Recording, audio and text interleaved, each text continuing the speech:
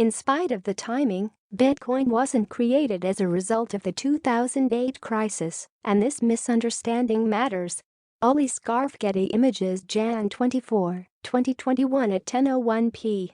UTCUpdated Jan 25, 2021 at 2:09 a.m. UTC Crypto Long. In short, no, Bitcoin was not a response to the financial crisis. Maybe it's just that winter is dragging on, but I find myself getting increasingly irritated with mainstream reports about Bitcoin that say it was a result of the financial crisis. It wasn't, and that matters. First, let's look at why it wasn't, and then I'll explain why this misunderstanding bothers me. Bitcoin's pseudonymous creator Satoshi Nakamoto started working on the Bitcoin white paper in early 2007, over a year before the financial crisis hit mainstream markets. In early 2007, the subprime mortgage industry was collapsing, but even lifelong finance insiders didn't foresee the scale of what was to unfold. As Satoshi worked, bankruptcies and bank tremors would have been making the headlines, but there is no indication this added to his urgency. We don't know that Satoshi was a he, but to avoid linguistic clutter I'll use that pronoun throughout. By the time Satoshi uploaded the white paper to a cryptography mailing list in October 2008, the markets were in full meltdown. The U.S. government was taking over parts of the financial ecosystem, and central banks around the world were dropping interest rates and printing money.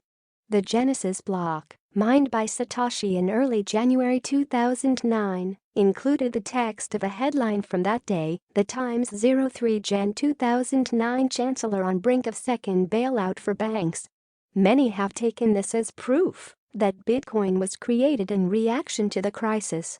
This reveals a lack of understanding of how much work went into the design of Bitcoin, as well as the long history behind the idea of peer-to-peer finance. History matters. The confusion is also potentially damaging to the Bitcoin narrative. Why? Because it misrepresents the intentions of the army of cryptographers that had been working on a decentralized electronic cash solution for decades. It diminishes the bigger picture. Satoshi was not reacting to an event, just as those on whose shoulders he stood weren't planning for a specific circumstance. They were all trying to solve the fundamental issue of financial sovereignty.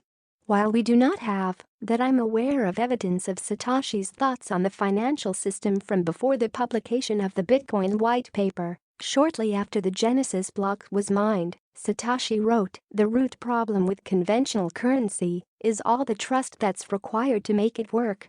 The central bank must be trusted not to debase the currency, but the history of fiat currencies is full of breaches of that trust." Satoshi was not referencing the financial mess at the time, even though its fallout was loud and hard to ignore. He showed signs of bigger thinking.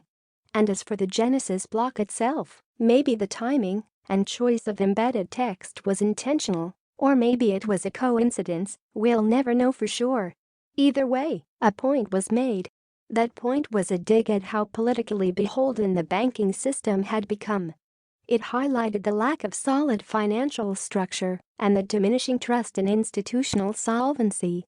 It essentially represented the financial crisis that was unfolding. But it was an example rather than a smoking gun. The financial crisis was not the reason for Bitcoin. It was a symptom of the reason for Bitcoin. And if we continue to hear claims that the crisis was the cause, we will start to believe that Bitcoin is a new solution to a relatively new problem. It isn't.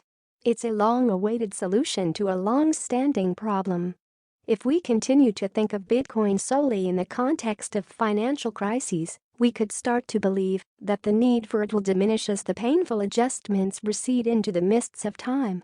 It won't. The technology can't be put back into its bottle. Nor can the growing awareness of the vulnerabilities inherent in the financial system on which we all rely. Bitcoin has managed to spread ideas that were previously the purview of an arcane mailing list, and in so doing, has changed the way we look at our financial rights, our data, even our identity.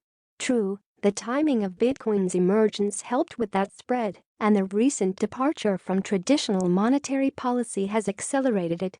Financial privacy, seizure resistance and fiat debasement are just some of the concepts that the crypto market price swings have pushed into conversations that now reach even the hallowed halls of traditional finance.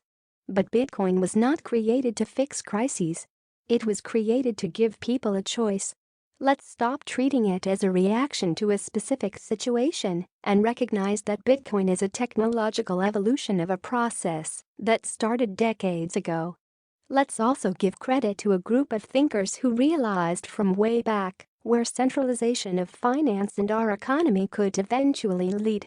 Regime change after a momentous week in which COVID-19 briefly stepped back from the headlines to give space for us spectators to appreciate hope, rhetoric and a peaceful transfer of power. It feels good to take a breather and contemplate the scope of potential change ahead.